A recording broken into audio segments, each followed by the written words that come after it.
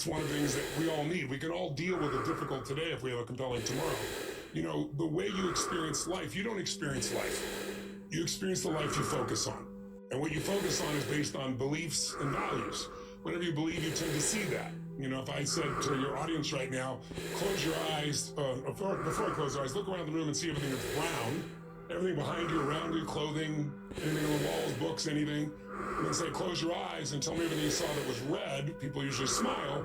You see a lot more brown than red. And I open their eyes and look for red, and guess what? They find plenty of red. Well, you get what you look for. So our beliefs, our values, our rules that determine whether we experience heaven or hell inside, they're all internal. So it's like we can't control the external world, we can influence it. We have total control of this internal world, but most of us don't know how. So you have to develop a compelling future, and what allows you to do that finally is what's under this triangle. If there's a circle, think of a compelling future, and there's the power of identity. Identity is, who are you beyond the problem? There's something inside you that's bigger than anything that's ever happened to you, that ever could happen to you, and tapping in and finding that part of yourself is how you get someone to have sustained strength. They have a reason to do it, a compelling future, something they're going for. And it's got to be a compelling future about more than just getting by. That's not compelling, or surviving, or doing okay. You know, the secret to anyone who succeeded is they found something they care about more than themselves. Something that has meaning for them that they want to serve more than themselves. Because as human beings, if you get in your head, you're dead. Almost all of us can find something to be upset about. That's the nature of the mind. The mind is constantly dissecting things, separating, comparing. But when you look back and you take a look at somebody's life and you look at the totalitarian aspect of what am I here to serve? What am I here to give? What am I being called to for life? They said, I'm going to live so that I can tell the stories that will never happen again. They suffered the most intense suffering, but they made it through it because they had a compelling future. So identity and compelling future are the ultimate things that shape people. And so what I do is I really help people discover those things, and I do it through immersion. Because a little step at a time is like trying to learn a foreign language. You know, most people took a language in high school and college and they can't speak it. I dumped you in Rome and said, I'll see you in 90 days. 90 days from now with no teacher, you'll speak fluently because you're in it, speaking it, breathing it. That's how we learn best, not one word at a time. Or it's cat, it's cat, it's cat, right? So I see that with my daughter. So the same things with humans. So I do total immersion training, and I've learned over the years that people want a great education, but they want to be entertained first. We're no longer an information society, because information, there's too much, right? We're drowning in information, we're starving for wisdom. So what I've learned how to do is how to capture people's attention who wouldn't sit for a 3-hour movie. And we're doing 12 hours a day, and they're out of their mind, entertained, emotion, juice, everything they want. They're getting the best education, and while they're doing it, while they're there, I have them do the things that produce the change. So when they leave, they've already made change. They already have momentum. And that kind of E-cubing is what I call it. Entertain them, educate them, and empower them. That process I've kind of refined over the last 45 years. So you cannot separate the mind and the body. They're together. And so my approach is both. I think you know from going to events. I believe in physiology first, but it isn't just biochemical. It's the way you move. It's the way you breathe. It's the way you gesture. If I said to you, there's a depressed person behind curtain number 1 over here, and I'll give you a $100,000 donation to your favorite charity if you can describe their posture, everyone knows. What's their posture like? But if you take that same person, I don't care what's going on with them, and you put their shoulders back, I know this sounds absurd, and you have them breathe different, and they speak at a different tempo, and they move, their biochemistry changes like that.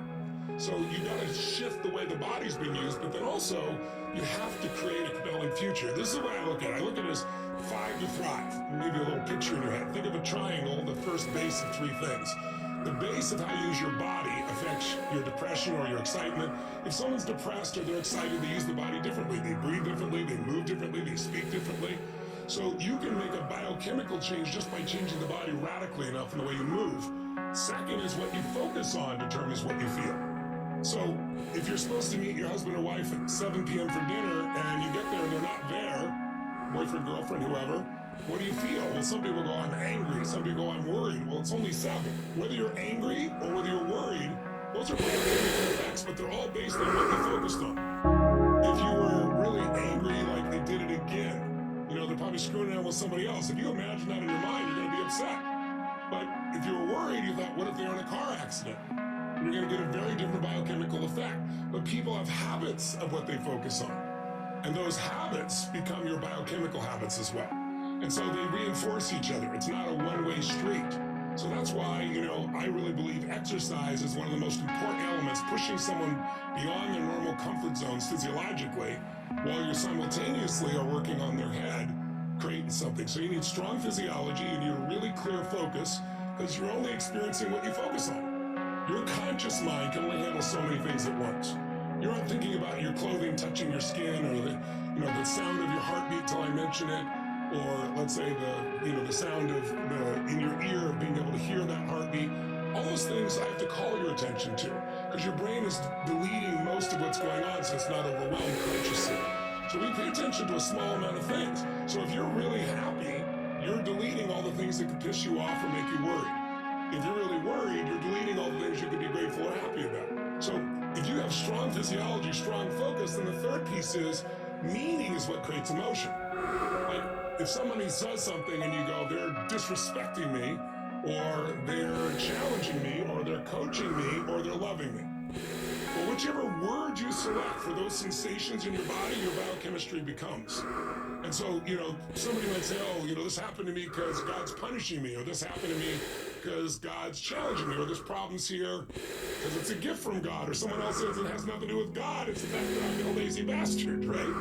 Whatever it is you do in your head, there is a biochemical effect. So there's the body, there's the focus, and there's language. Those three shape how you feel moment to moment. If you're excited right now, using your body, your focus, and your language in a different way than if you're pissed off, than if you're worried, etc. But then what makes you use these three once you understand them is you need what's called a compelling future. You need something that gets you to move forward. And I feel so bad for the generation today, Z generation millennials, because so many of them are now talking about not even having children because of the exaggeration of the problems. We've always had problems. I remember we were running oil, the ozone was going to be destroyed in the 1970s. The cover of Time magazine. We've always had these challenges, and we've always learned to adapt to these challenges, whatever those challenges may be. But people today think these problems are forever because we've had some times here that we've never had, where we literally shut down the whole world and had people trapped in their homes. And that has an effect on people because they don't have a compelling future. This is an experience. But yes, they need to have experiences.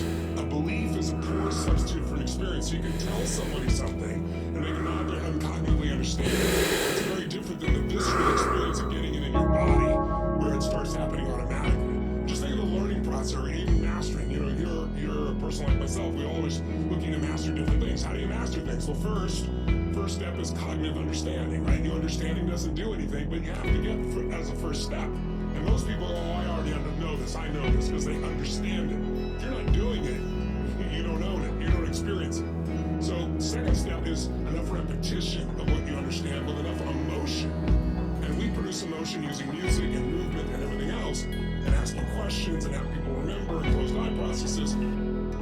People change their beliefs. I don't tell them what to believe, they discover what's limiting them. They shift their values to what's more consistent with where they are, and instead of being pulled apart like, I want to make everybody happy and be honest simultaneously. I want to make $1 billion, let's say, until noon. Those create inner conflict. We help people resolve the inner conflicts, create a compelling future, and be in control of their own life. And you're right, a year later, they found 71% reduction in negative emotions, 52 improvement in positive emotions a year after doing this. So long impact of this is what they're most impressed by.